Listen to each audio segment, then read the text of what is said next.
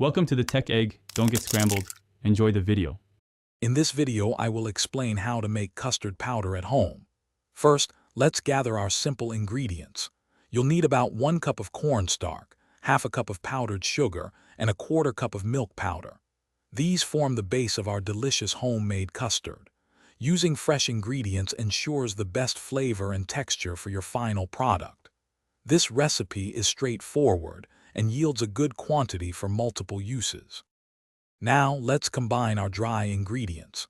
Take a large bowl and sift together 1 cup of cornstarch and half a cup of powdered sugar.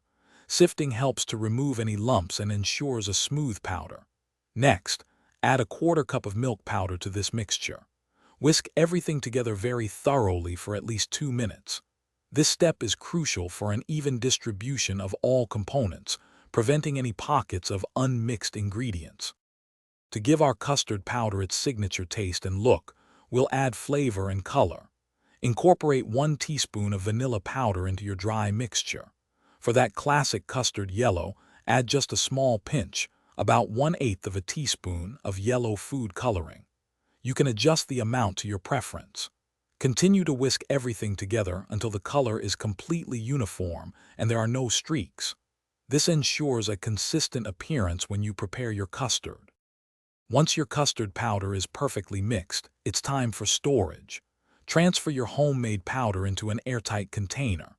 A glass jar with a tight-fitting lid works wonderfully. Store it in a cool, dry place, away from direct sunlight and moisture.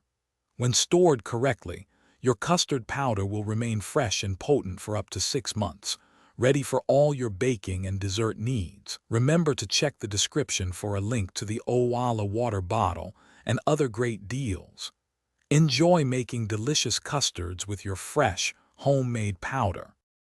Thanks for watching. Consider subscribing if I helped unscramble your problems.